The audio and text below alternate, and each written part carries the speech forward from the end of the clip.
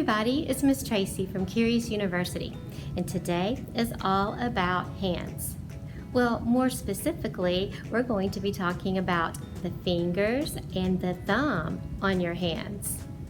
Did you know that everyone's fingerprints are unique? Even identical twins have different fingerprints. That's pretty amazing, right? Now, these ridges of skin on your fingertips and on your thumb form patterns. Most people's ridges resemble a whorl pattern or an arch pattern or maybe even a loop pattern. Look at your fingertips and your thumb. What patterns do your ridges form? Because everyone's fingerprints are unique, they're sometimes used to identify criminals. And guess what? Your thumbprints can be used as a password to open doors in high security places. And in countries like India, you can even use your thumbprint as your signature. That's pretty cool. And it's also a fact. In today's Curiosity Break, we're going to use our unique fingerprints to make some art. Yes, you will not believe the things that you can make just with a fingerprint. And to make our fingerprint art, we're going to need a stamp pad. But if you don't have a stamp pad, you can always use a washable marker. And you can color your fingertip. And that would be like pressing your fingertip into a stamp pad. But it's definitely easier if you do have a stamp pad. So use it if you have it. You're going to need some paper. I have some scrap paper that I've been saving for an art project. I'm going to use it today. And I like to have a pen to add detail. And of course, you're going to need your imagination. There's so many things that you can make. You won't believe it. When you get started, you'll just want to keep going. Now, if you need some help and just a little bit of inspiration, the library has some good books that you can check out. These three all happen to be by Emberley, and they're all so much fun. And I'm going to use this one in particular today for my inspiration. So, if you're ready, let's get started. Okay, I have everything I need to make some fingerprint art.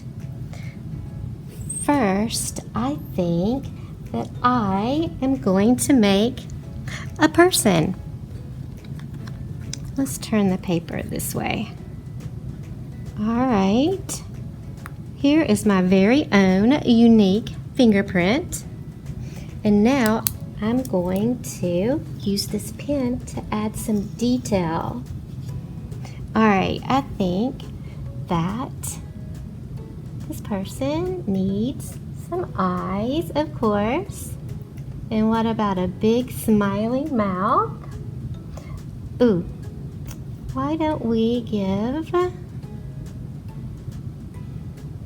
him some curly hair? There we go.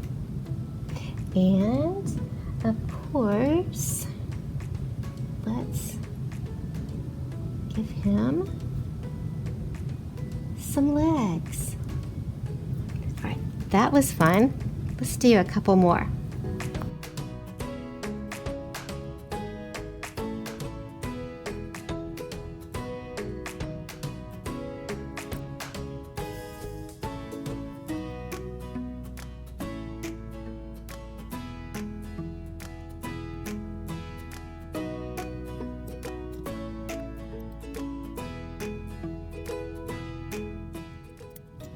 Okay, that was fun. You see, the first one had a head of curly hair. Then this guy has a little bit of hair and a big mustache. This little lady has curly hair with some bows. And this guy only has some whiskers. Let's make something else. Let's make some animals.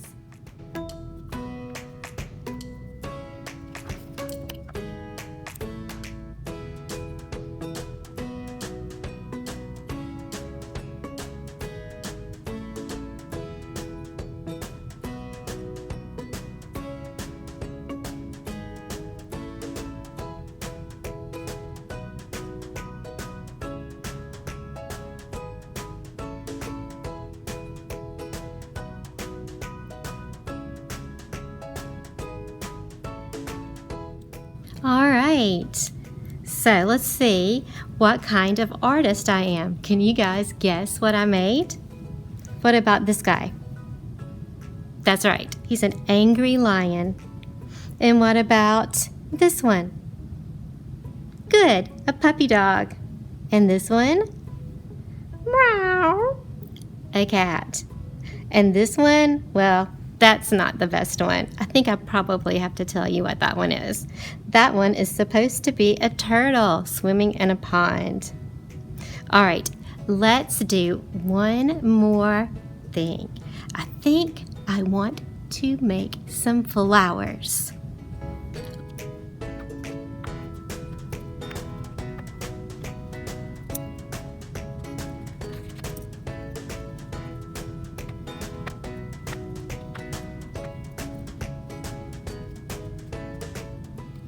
So I made a couple different types of flowers, but I bet you guys can think of a ton more different types that you could make yourself, like maybe roses or tulips, or maybe a whole garden full of flowers. There's so many things that you can make with fingerprints. And remember, if you need inspiration, you can always check out the books that we talked about earlier. I will make sure and put the titles of those books in the description of this video. Guys, thank you so much for being here today. Now, next week is spring break, and we'll be having some online programming that you can participate in. But story time will be back the very next week. And we'll have a brand new Curious University on Wednesday, March 31st. And do you know what the name of the story time is? The name is The Name Game. Until then, stay curious.